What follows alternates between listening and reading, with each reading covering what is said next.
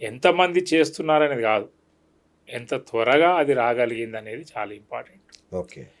ఇంతవరకు జరిగినటువంటి దాంట్లో కేవలం బీసీలు విడిపోయి ఉన్నారనేటువంటి మాటనే ఉన్న తప్ప కరెక్ట్. బీసీలు కలిసి లేకపోతే ఈ సమాజం ఎప్పుడో చెడిపోతుంది. ఎందుకంటే ఈ సమాజ సంస్కృతికి మూలాధారమే బీసీలు.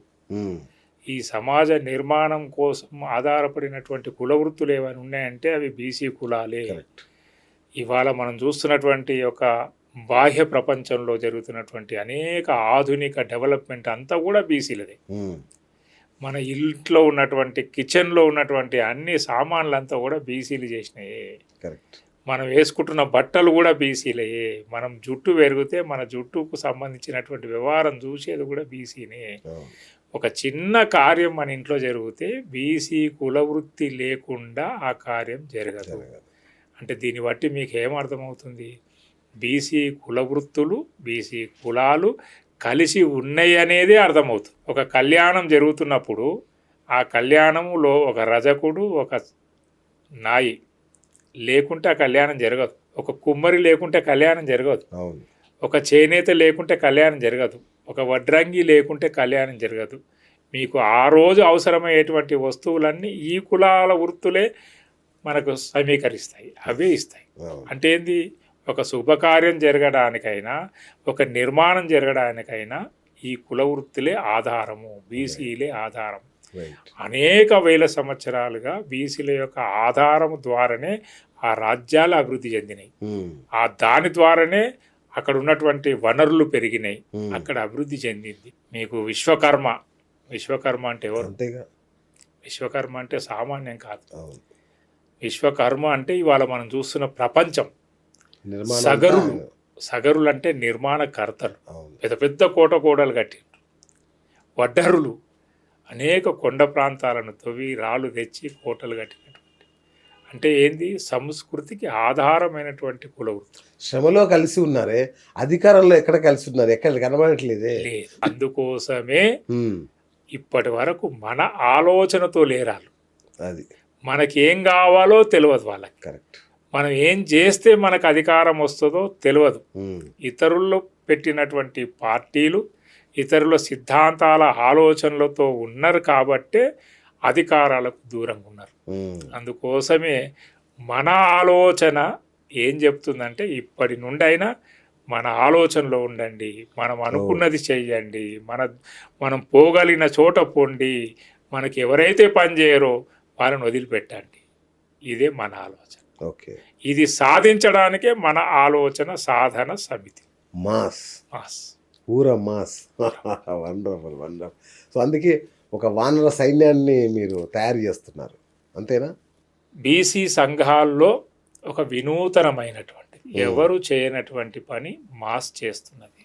మాస్ కేవలము యంత్రాంగాన్ని తయారు చేస్తుంది, మానవ వనరులను తయారు చేస్తుంది, మనుషుల యొక్క మానసిక స్థితిని తయారు చేస్తుంది. ఇది ఒక కర్మాగారం లాగా పనిచేస్తుంది. ఇందులో ఉత్పత్తి అయిన వాళ్ళు, ఇందులో వచ్చినటువంటి వాళ్ళు ఆ సంఘాల్లో పనిచేయచ్చు, వాళ్ళు రాజకీయంగా వెళ్ళొచ్చు, ఏ రకంగానైనా వాళ్ళు ఈ బీసీ సమాజాన్ని ఉద్ధరించడానికి వస్తుంది. అంటే మానసికంగా వాళ్ళని సంసిద్ధులను తయారు చేసేటువంటి సంస్థ మన ఆలోచన సాధన సమితి. సో 19 నాడు ఏం చేయబోతున్నారు?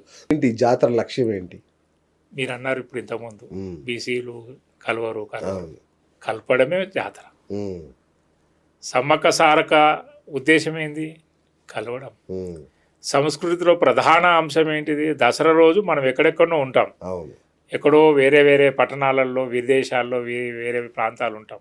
కానీ దసరా వచ్చిందంటే మన ఊర్లోకి వెళ్తాం, సంక్రాంతి వచ్చిందంటే మనం ఊర్లోకి వెళ్తాం. అంటే ఏంది? అక్కడ కలుస్తాం మనం. కరెక్ట్.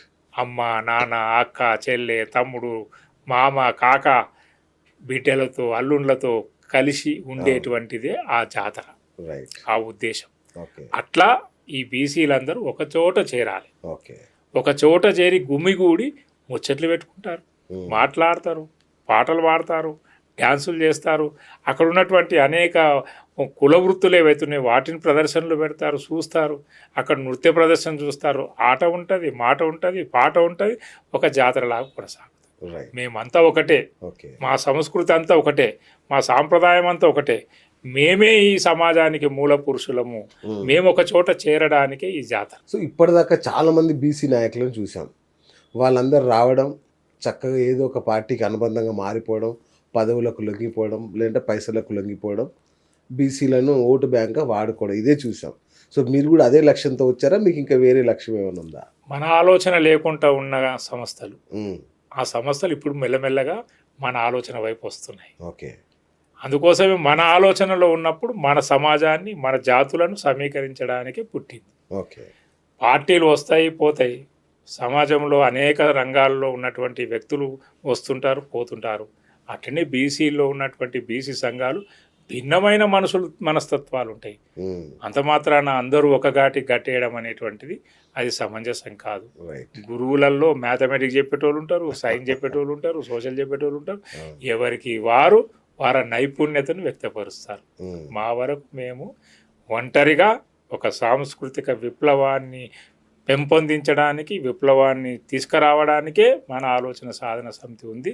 ఇది ఇప్పుడు ఏమవుతుంది, రేపేమవుతుంది అని నేను చెప్పలేను. రైట్. కానీ ఉమ్, నిబ్బరగా, నిజాయితీగా ఉండడానికి మా దగ్గరకు వచ్చినటువంటి వాళ్ళని అట్లా ఉండే విధంగా తయారు చేసేటువంటి కంకణబద్ధులమై ఉన్నాం.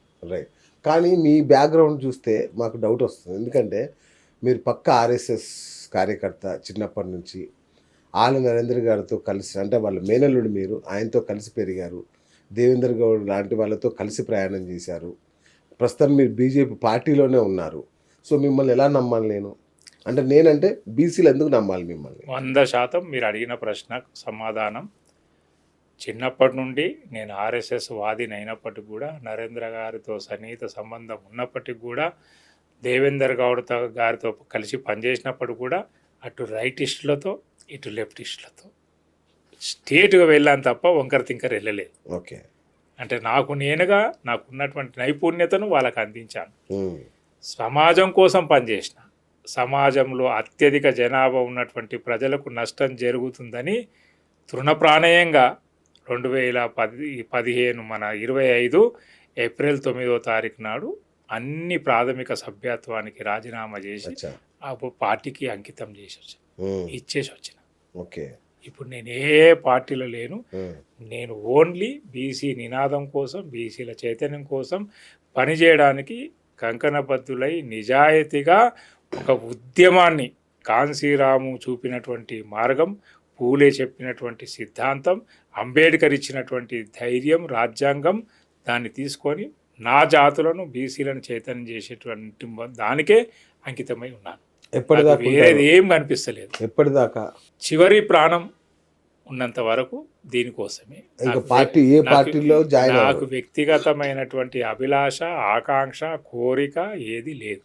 ఉమ్, అది చచ్చిపోయింది. ఉమ్, రాజకీయ ఆకాంక్షలు ఏం లేవు మీకు? రాజకీయ ఆకాంక్ష నాకు లేదు.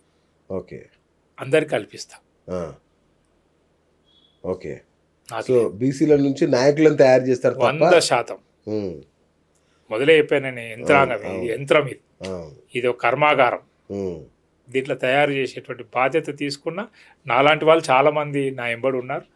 రిటైర్డ్ అయిన ఆఫీసర్లు ఉన్నారు, రిటైర్డ్ అయిన టీచర్లు ఉన్నారు, హెడ్ మాస్టర్లు ఉన్నారు. ఉమ్, వాళ్ళందరూ నిర్దిష్టంగా ఈ ఆలోచనతోనే ఉన్నారు. ఓకే.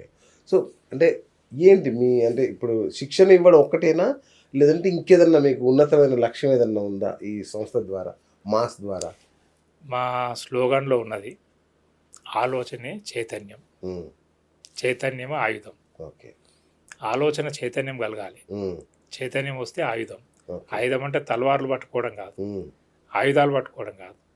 ఏ ఆయుధాలతోని మనం రాజ్యాధికారంలోకి పోగలుగుతామో అదే ఆయుధం. ఓకే. ఏం ఆయుధము? ప్రజాస్వామ్యంలో ఓటు. ఓటు ఆయుధం. ఓకే. ఏం ఆయుధము? మన ఆలోచన ఆయుధం. ఉమ్, చివరగా స్లోగన్ ఏంటంటే రాజ్యాధికారమే లక్ష్యం. ఉమ్, రైట్. అచ్చా, చివరి లక్ష్యం ఏంటంటే రాజ్యాధికారం. ఓకే. ఉమ్, రాజ్యాధికారము లేనటువంటి కులాలు, చైతన్యము లేనటువంటి కులాలు అంతరించిపోతాయి. రైట్. మీరు ఒక మాట అన్నారు, ఓటుకు విలువ పెరగాలి, నోటుకు విలువ తగ్గాలని ఒక మాట అంటారు. ఇది అయ్యే పనేనా? ఎందుకంటే ఎక్కువ తీసుకున్నది బీసీలే అనుకుంటా, అంటే ఎక్కువ జనాభా ఉన్నారు కాబట్టి. ఇది అయ్యే పనేనా? నేను ఆ నోటు ఓటు దాంట్లో పోను. ఉమ్, ఎందుకు పోనంటే చైతన్యం చేయడమే నా లక్ష్యం కాబట్టి ఉమ్, ఆటోమేటిక్గా మిగతా అన్ని సమస్య పోతాయి. ఓకే. ఒకసారి మనిషి చైతన్యం అవుతే, ఉమ్, చైతన్యవంతుడైతే ఆటోమేటిక్గా అన్ని తెలుసుకుంటాడు, సమాజ నిర్మాణంలో భాగం పంచుకుంటాడు. అతను నోటు కాదు కదా, ఇంకేమి ఇచ్చినా కానీ అతను ఏం చేయాలనో అది చేస్తాడు.